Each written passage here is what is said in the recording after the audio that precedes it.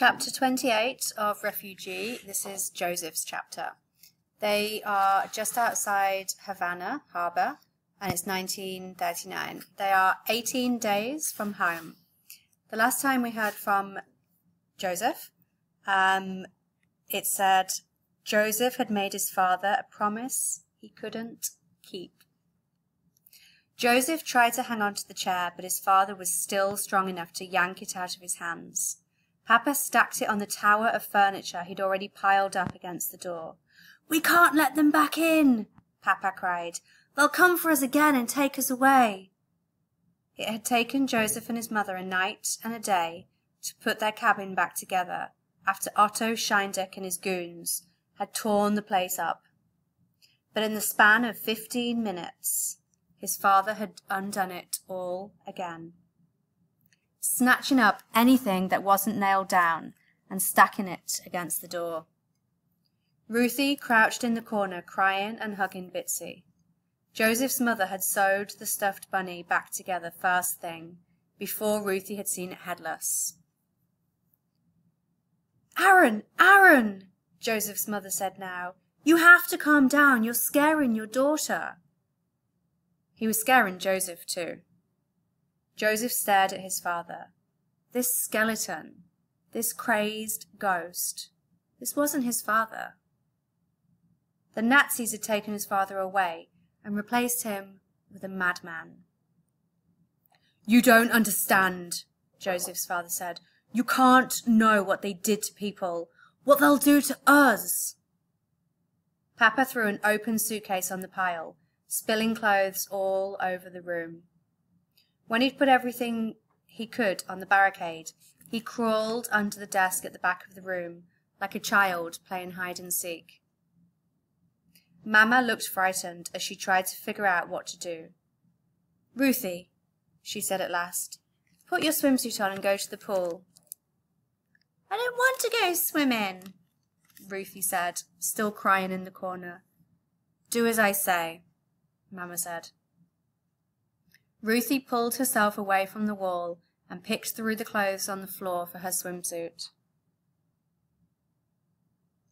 "Josef," Mama said, low enough for just him to hear her, "I'm going to go to the ship's doctor for a sleep-in pill for your father, something to calm him down. I'll take Ruthie to the pool, but I need you to stay here and watch your father, okay?" Papa was still curled into a ball under the desk, rocking and muttering to himself. The idea of being here alone with him filled Josef with dread. "But if the doctor knows he's unwell, they might not let us into Cuba," Josef whispered, desperate to find some reason to keep his mother with him. "I'll tell the doctor I'm anxious and haven't been sleeping," Mama said. "I'll tell him the pill is for me."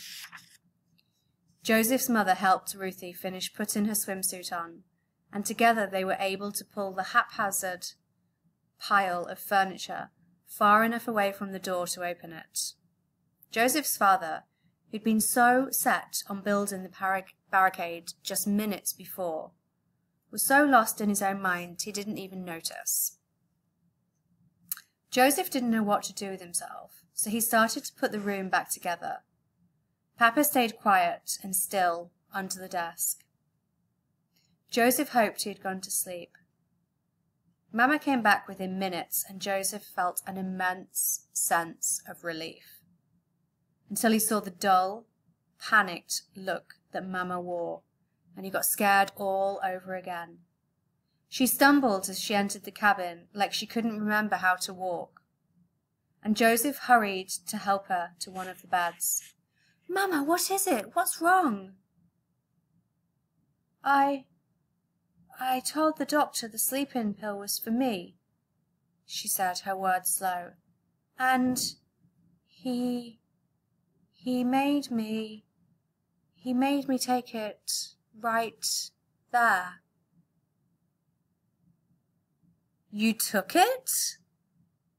Josef said. His mother's eyes fluttered. I had to," she said. After I told him... Hi, come in. Sorry about that. After I told him. Couldn't let him know Aaron was really the one who... Mama's eyelids closed and she swayed. Joseph panicked. She couldn't go to sleep, not now. How was he supposed to take care of his father? He couldn't do this alone. Mama, don't go to sleep. Her eyes jerked open again, but they had lost their focus. Your sister.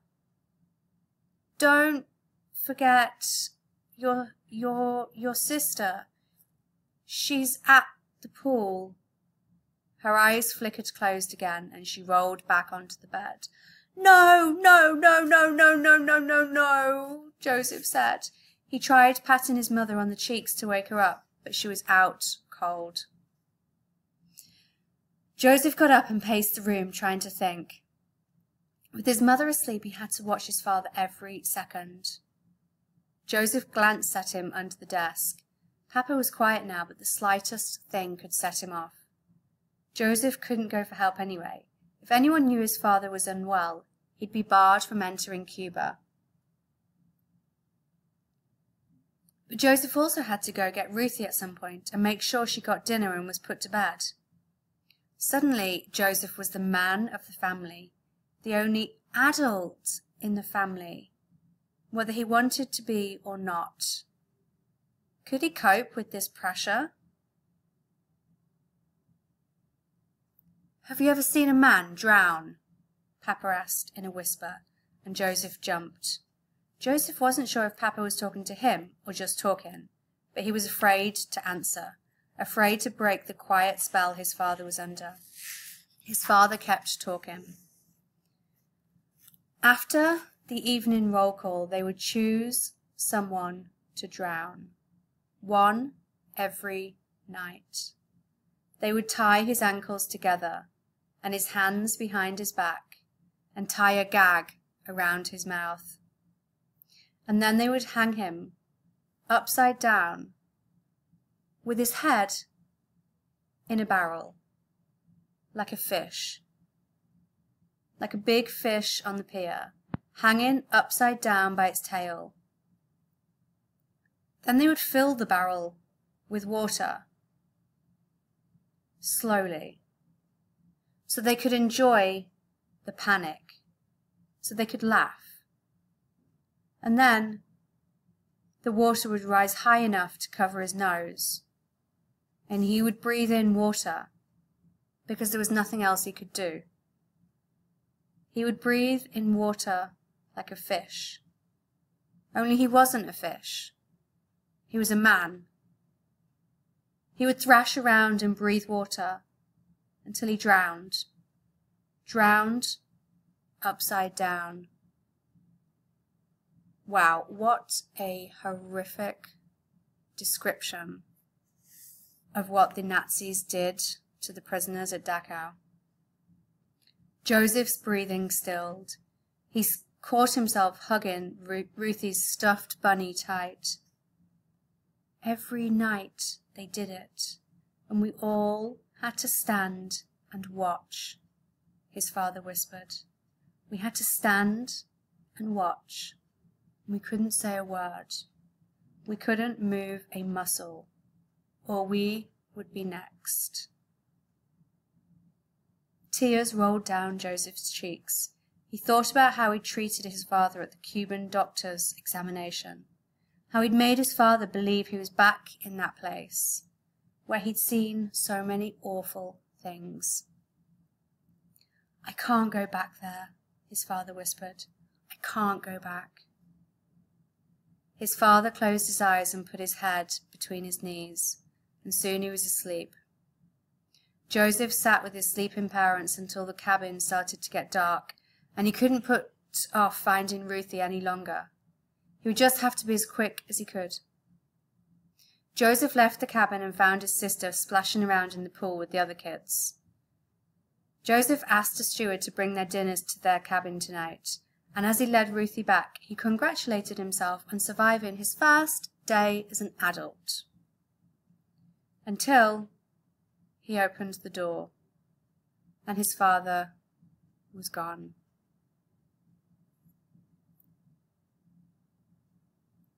Joseph dropped Ruthie's hand and got down on his hands and knees to search under the beds, but his father wasn't there. He wasn't in the cabin at all. "No, no!"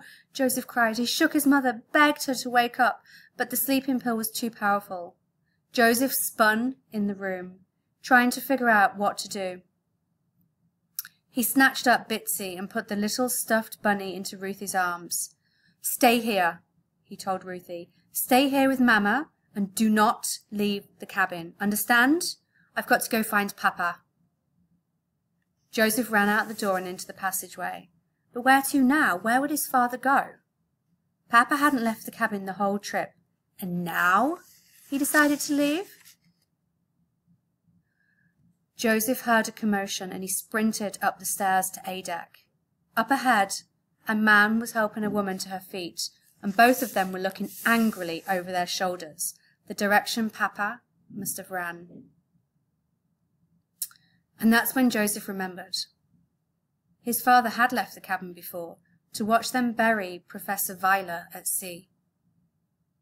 Somewhere up ahead, a woman screamed, and Joseph took off at a run.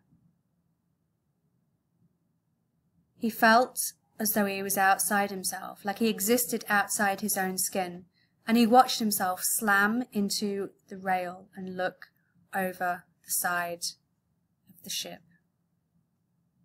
Someone yelled, "Man overboard!"